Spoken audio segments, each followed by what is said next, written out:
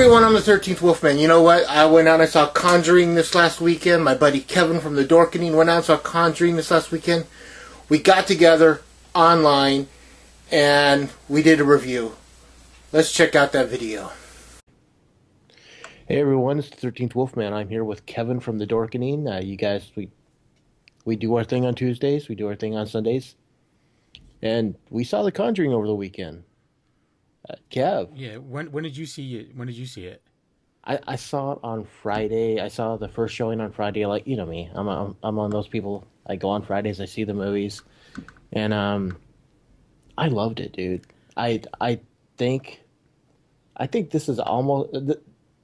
It might be just a smidge better than the original. See, I don't think it's a smidge better. I think I think the original's a smidge better. And there's my reason. I have reasonings for it. I really, really liked it. Everyone in the theater, like, I was a little nervous because no one would shut up at the beginning of the movie, but that quickly changed. That quickly changed, and everyone, like, literally, it's like there's one group of 3 people that wouldn't shut up at first, and then at the end they're like, "How freaky was that?" Like at the end of it, and which I thought was great. But I want to say I don't remember there being as much jump scares in the first one, and jump scares, I mean, they were done well. Yeah, but they were. I always found jump scares as kind of cheap, you know. no, I know the factor you're going for, but I think with the people that make this movie, James Wan and whatnot, I don't think they're just going for a look of 1970s. I think they're going for a whole feel, and they're throwing in a lot of stuff that you might have seen in 1970s movies, and jump scares were something. Yeah. Now, are we gonna have this be spoilerific, or what's the plan on this? Because there's some scenes, there's some things that I get. There's one thing in particular that I thought was done very well, but at the same time too, it kind of bugged me. As far as it could have been done different, like a little bit better. Let's go with what we'll call spoiler light. We could talk some spoilers, but not, Okay. not blow anything. Not completely blow it out of the water. There's one baddie that was Okay. definitely CGI, and I think it was a little obviously CGI. It wasn't. I've definitely seen worse, Okay. but at the same time too, it was creepy as hell. You know what I'm talking about? Actually, I'm not. I don't think I do. I'm sorry. The Crooked Man. Oh, the Crooked Man. Oh, okay. You're right about that. That is CGI, and it didn't affect me. Well, I mean, it was. I noticed it. I was just like, oh, that's obviously I, CGI because they're not going to get some dude that skinny. yeah. You know? Well, But still at the same Doug time Jones, too. maybe. Yeah. Well, and that tall. At the same time, it was still creepy as hell. It was. And I want to say it was Brian Gatto. Like he saw it, and I commented. I made one comment as to a scene that I really thought was awesome, and I was like, I don't remember ever seeing anything like this before, and it definitely, I thought it was great, and it was kind of early on in the movie, and that's the whole scene with the painting. Oh, yeah. With the shadow and the painting. Yes. And not going Yes. into more than that, I was just No. like, that is friggin' awesome. Like, I thought that was fantastic. Yeah. The thing I loved about the look of the demonic entity is what I will refer to it as. Is it reminded me a lot of Captain Howdy from the original Exorcist, Hmm. and there was this Italian horror film called Demonosis, which is about a nun. And it had it. If you've ever seen the cover of this movie or the poster art, uh, you'll see what I'm talking about. And it's just kind of like really. I was like, wow, they really did their homework. They really kind of like got into this whole feel. Hmm. And the other thing I really love about this is the fact that we all know that Ed and Lorraine Warren are the ones that investigated Amityville, Yeah. but they only spend a minute on that stop. Yeah. Well, that's how I he thought ended. That's how they ended the first Conjuring. Was they're like, oh, there's they're- a case up in upstate New York that we need to check out, exactly. and then this one starts off with them wrapping up the Amityville, which I thought was pretty awesome because the Amityville's already been done. Yeah, But the it's one been thing, done to death. yeah, the one thing that, and again, it was just because there was people talking in the theater that it made me think of was when we had Jay Hawes on the Dorkening, and he brought up the fact that they were pretty much only there, like Ed and Lorraine were there for one day, for this case. Right. So it just kind of, obviously Hollywood takes, creative liberty here, obviously. But it made me think about it, and I kind of wish that I didn't hear him say that until afterwards. But Oh, I know. yeah, Yeah. but still, if you haven't seen that episode, go check out the Dorkening and Jay Haas and JV from Scarecon. They talk about it. I feel the same way. The funny thing is that I looked up, I after I see a movie like this that's inspired by, not based on, but inspired by true events, I usually go online and try to find out what some of the true events, were.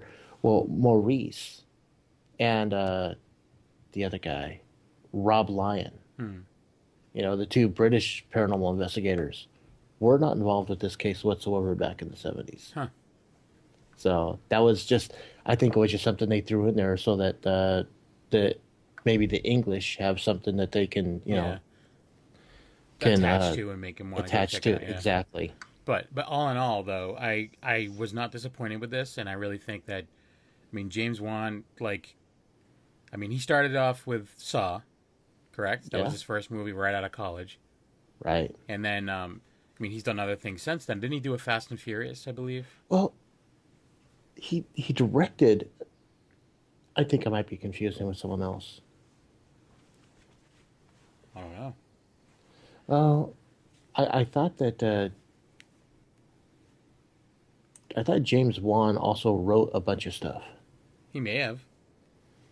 I don't know. But either way, he's killing it. Oh, dude. The Conjuring, legit, I was not expecting a ton from The Conjuring, when I first was going to see it. And it was, as far as, a big budget horror movie, it was, big compared to what we watch generally. Yeah. I thought it was great. It was, it was to the point where we're trying to get people that were not into horror movies to watch it, like Leo, and even like KB. And KB still hasn't watched it, as far as I understand. I got it for him and sent it to him for Christmas, and he didn't. And as far as I know, he's still scared to watch it. Which I think is funny. If you're not into it, it's one of those movies that will creep you the F out if you're not into horror movies, for sure. And there was some scenes, there was definitely, I jumped a few times in the theater, but again, that's because of jump scares. Okay, there's one scene in this movie that we Ed goes downstairs to check on to he's like, oh, I'll fix the washing machine for you. Yeah. Right? And we find out that the basement's basically, 3 feet underwater, right? And later in another scene, but it's downstairs still, right? Yeah, they're downstairs with the mother. And later it's raining, and they go downstairs again, and it's still flooded down there. But you look in the background, and there's a waterfall that's about 1.5 to a foot wide coming down into this basement, and I'm thinking, what the hell? Is that how it is in the UK? You just you have a deep basement just to collect water or something? How is that? I don't know. I'm like, how come? Where's the sump pump, man? Yeah. It was just weird. It was like there's a big open. I'm like, so you're telling me in the middle of winter, it's like this one big white thing of snow, until it melts and then it just floods your basement. I don't know, but yeah, but in general though, I don't know. I don't know if you want to wrap it up, but it's. I'm good. We could. Yeah. But it's something that I definitely think it's worth seeing in the theater, and that's the thing too, is I've seen some people that have didn't like the first one who liked this one, who did like this one, and I loved the first one, and I could say I loved this one. I've been thinking about that one scene with the painting since I saw it. So, and it's just how have I never seen something like that? I'm sure. I'm not sure, but I'm surprised that there isn't another thing out there like that now after seeing it. But it was just such a cool idea. I've never seen it. And if there is another film out there that has a similar scene, I do apologize. Just let me know what it is and I'll watch it, because that was cool as hell. He just hasn't seen it yet. Right. But yeah, who knows, man? You might come across a movie from the 70s. You're like, oh wow, Yeah, Oh, inspiring. yeah, yeah. But and then I was listening to another like a radio show, and they had gone to a screening, and it was just two of them. It was the host and the producer. The producer is like very scared at a lot of things, and he left at that point. He's like, "Oh, I gotta go to the bathroom," and he never came back. Wow. And like the host was like, "Yeah, he left so fast. He was kicking people's like belongings out into the aisle. Like when he left, there was like a trail of just garbage." And he's like, then after the movie's over, I went outside and he was out there waiting for me. He's like, I'm too scared. I can't go back in.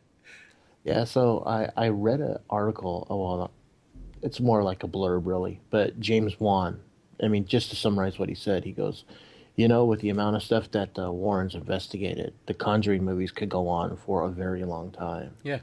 And I'm like, okay, I like where this is coming from. I love that idea. So you're telling me you're going to get behind, As more long as he's Conjuring? behind it, yeah. Yeah, you're going to get behind more Conjuring movies? I'm game, dude. I mean, i- if even if he hands over the reins and as director and still does like a producer type thing, I'd watch it. Because I don't think he would just say, "Hey, I'm just going to hand him over to Mickey over here." Yeah. He's going to hand it over to somebody that. Well, the only thing is that some of and this is, I guess, it's a bad thing that it came along to being focused actually on Ed and Lorraine at this point with The Conjuring, but some of their bigger cases have already been made into movies. So I Yeah, wonder if they would revisit some of those because The Haunting in Connecticut is one of theirs. Amityville is one of theirs, obviously, and there's I some other ones. I didn't realize Haunting in Connecticut was hers. Yep. I love that movie. Now I got Yeah. to go back and watch that. Yeah. That's a Ed and Lorraine Warren case. Oh wow. Yeah, I actually just saw an article online where someone had broken down like a lot of their cases that have been made into movies. So This one has actually been into a movie a few times. has it? Yeah, like in the early '90s Well, and maybe stuff I like mean that. then maybe they could revisit it. Like maybe do something where just kind of like they did with the Amityville at the beginning of this one, maybe where they work it into some other things or whatever. But in general, I know again it's Hollywood and they're taking liberty there, but it's something where it was really good. Like I'm glad Yeah, when I went to see it, I went to the first showing of the day because I figured there's going to be less people at the 11:30 show, you know. And there was, I mean, it was still a good amount of people, but I got there early enough where I got like a seat right in the center with the row with the bar, so I could put my feet up, and then of course put my arms up like that, and no one sits next to me. Kevin's all Oh comfortable. yeah, that's how I roll. And but I don't know. It was really good. I'm really glad I got to see it in the theater. And it's like again, it's another one that the second it comes out on home media, I'm snagging that right up Oh yeah. because I want the cool cover, because like they always release the slipcover one first, and then when they do the budget one, there's usually no slipcover involved. And then Yeah. I want to say, didn't the original one have like a lenticular slipcover? Yeah. I think I it think did. you're right. So yeah, Yeah. Oh yeah, it was the girl clapping. I don't know. No, it was. They'd show It's like right behind me, so I could probably look, but I'm they'd good. show like the girl clap, and then you'd see like the entity, Hmm. But yeah, that was cool. Yeah. Yeah, I'm looking forward to this coming out on home media. I love. I want to go through all the extras, all the special features. It's like I'm all about that. I want, dude. I would love to have like Lorraine Warren. Do a commentary on one of these. Like if she did a Well, commentary on the that's the thing original. is she was in the first one for like one brief Yeah, moment. I didn't see her in this one. I mean, I could have missed her. But here's the best part: is she lives very close to Leo Pond, I know. and that's where Yeah, the original Annabelle is. It's very close to Leo Pond. So that being said, I think it's kind of funny that he's so I, terrified I, of this, and then like literally like a town away. I think the Dorkening needs to take a road trip and visit Lorraine Warren. Yeah, yeah, yeah. That'd be awesome. And then just lock Leo Just in the room with Annabelle. with Annabelle. But I was thinking and that then the other thing too is that now the next quest is we need to make Leo see this movie. he'll see it. He'll watch with the lights on, but he'll see it. I want to make him see it in the theater. Oh, well, that's a whole other thing. Yeah. Yeah, I mean it would. How great would it be if we forced him somehow to go see it in the theater by himself? Oh, by himself. As I say, you know what though? I I mean, mean, I would go with him, but maybe sit in the back of the theater and he can sit yeah. where he wants to sit.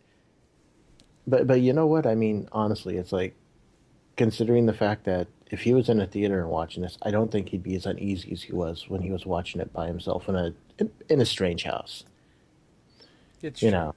Or we should find like just a rundown, beat up house and just put a TV in there with. Now you're just being mean. Yeah. How great would that be? How cool would that be to see that movie that way? Like, just find a beat up old rundown house, put a generator outside, throw a TV and a Blu-ray player in there, and just be like, all right. You got, dude. If you're gonna do all this, you gotta get a camera running on Oh it. yeah, And yeah, totally. Well, that's the thing is, the paranormal group I have, we have the night vision. So like, he's got the DVR system with the night vision camera. You can't even tell that they're there, and it'll like light up the room. You know, there you go. just throw him in that house. Put the Conjuring 1 on first. Put the Oh Conjuring God. 2 on next. Throw in some Insidious or something, some more James Wan stuff. You know, I need to go back and watch Insidious again. I liked Insidious. I, I need to watch it again because I remember not liking the towards the ending. I thought they spent way too much time in Dream World. Hmm. I was like, wow. It was like to me, if I remember, I thought it was like 25 minutes of like him wandering around in this crazy world, and I'm like, they could have cut like 10 minutes out. This would have been a great movie. So now I need to go back and watch it again. To give it a Yeah, second chance. I dug it, but I don't know. I don't think I saw that in the theater. I might have. I'm not positive though. But so what would you rate The Conjuring 2 at? I give it 3.5 chainsaws out of 4. I think it's weird you only do 4. And why not 5? It's a nice round. It's a even number. I mean, so it's like if I want to go middle of the road, Yeah. average, it's just 2. Okay. So, Well, if I'm doing out of 5, I'm going to give it probably a 4. okay. Um, I mean, I would give The Conjuring, if not a 4.5. I don't know if I would give it a 5. Like as far as like, and it's so I always feel weird when I rate movies like that because it's like other movies I would consider a 5. Some of them wouldn't hold. Like if you compare them side by side, it's like all right, this one's obviously way Right. better than this one. But for this kind of movie and for the situation, for it being a bigger budget in the theater horror movie, which generally are not very good, you know, I really wasn't disappointed with this at all. And again, that one scene, I mean, there's more than one scene that really got me, but that one scene with the painting, Yeah. I woke up thinking about it this morning.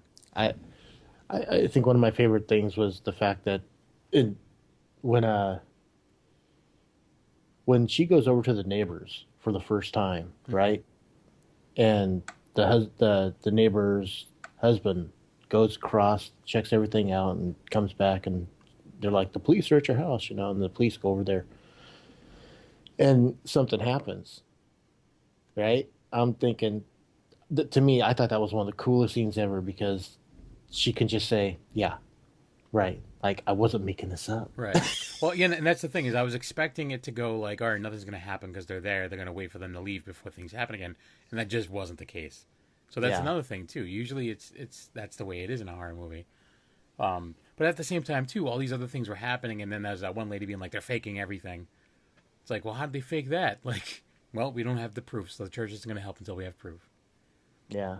But her whole role was to be the skeptic. Right. I mean, she did basically until they levitate her and make her talk in a deep voice. She's going to be going, okay, I just don't believe it. Yeah. But anyways, I definitely recommend this one. Oh, I'm definitely assuming you recommend do it. as well. I say go see this in the theater. This is definitely something you have to experience on the big screen. Yeah.